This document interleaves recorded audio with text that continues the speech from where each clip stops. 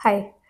हमने बहुत बार देखा है जब अगर एक कपल प्रेगनेंसी के लिए ट्राई कर रहे होते हैं एंड अनफॉर्चुनेटली उनके आईवीएफ रिपीटेडली फेल हो रहे होते हैं मोस्टली, उसमें जो एक बात उभर के आती है वो होती है एग क्वालिटी की, और उन्हें ऑप्शन दिया जाता है कि आप डोनर एग आईवीएफ से चले जाएं क्योंकि उसके अंदर देखा गया है कि सक्सेस रेट बेटर होता है, हेल्दी डोनर होती है। बट कपल का जो नेक्स्ट क्वेश्चन होता है विच सरप्राइजेस मी, और जिसको आज इस वीडियो में हम आंसर भी करेंगे कि डोनर एग की बजाय क्या हम अडॉप्शन पे चले जाएं। तो आज हम दोनों पहलू के बारे में बात करेंगे। देखो, डोनर एग में क्या होता है और अडॉप्शन में क्या होता है, ये मेडिकली कैसे अलग है, पहले ये बात करेंगे और फिर किन रीजंस पे और कैसे आपको इसके बारे में सोचना चाहिए। सी, आईवीएफ नेगेटिव आना बार बार बहुत फ्रस्ट्रेटिंग हो सकता है, and yes, both of these are options for getting pregnant as early as possible. Donor egg के प्रोसेस में जो यंग फीमेल्स हैं उनके एग्स को रिट्रीव किया जाता है। तो आईवीएफ के जो सारे इंजेक्शंस एक फीमेल लेते हैं वो डोनर लगवाते हैं। तो उनकी स्टार्ट ऑफ द साइकिल से अराउंड 10-12 डेज के इंजेक्शंस उन्हें दिए जाते हैं। उनकी बॉडी से एग को रिट्रीव किया जाता है under anaesthesia, just like your self IVF, और इन एग्स को फिर आपके पार्टनर के स्पर्म से फ्यूज किया जाता है। तो अब अगर हम जेनेटिकली देखें तो जो एम्ब्रियो, जो बच्चा इससे डेवलप होता है उसमें 50% जेनेटिक मेकअप जो है वो डोनर एग का रहता है, और 50% जो इंटेंडिंग कपल है, जो प्रेगनेंसी प्लान कर रहे हैं, उसमें मेल पार्टनर का रहता है through the sperms. So genetically this baby is more related to you. और साथ ही क्योंकि ये हेल्दी डोनर से लिया जाता है तो सेल्फ के मुकाबले इनके जो सक्सेस रेट होते हैं वो बेटर होते हैं, स्पेशली जहाँ पे एएमएच कम है, एग रिजर्व कम है, एएम आपकी एज बहुत ज़्यादा है। ऐसे में डोनर एग देखा गया है ज़्यादा फायदेमंद हो सकता है। कुछ रेयर कंडीशंस में जब कोई जेनेटिक डिसऑर्डर अगर एग के थ्रू आ सकता है, कैरियोटाइप एब्नॉर्मेलिटीज है, उस केस में भी donor egg is a good option. Now when we compare this to adoption, well adoption एक बहुत अच्छी चीज़ है। कुछ बेबी जो ऑलरेडी बॉर्न है, जिनको घर नहीं मिला है, आप पेरेंट बनना चाहते हैं, and you can adopt these children legally, give them a home, give them a family.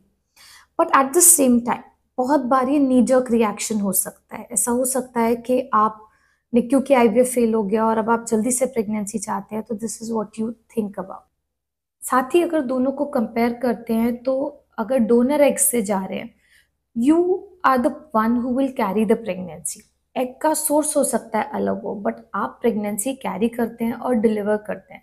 So that completeness that a woman gets with pregnancy and delivery, वो हो सकता है अडॉप्शन में मिसिंग हो कुछ फीमेल्स में। हालांकि बहुत सारे कपल्स बहुत हैप्पीली रह पाते हैं जब वो अडॉप्शन के लिए डिसाइड करते हैं। अडॉप्शन के लिए जाने से पहले भी आपको कुछ चीज़ों को दिमाग में रखना चाहिए। Well, adoption is not just going to fulfil your needs, it is a noble thing also.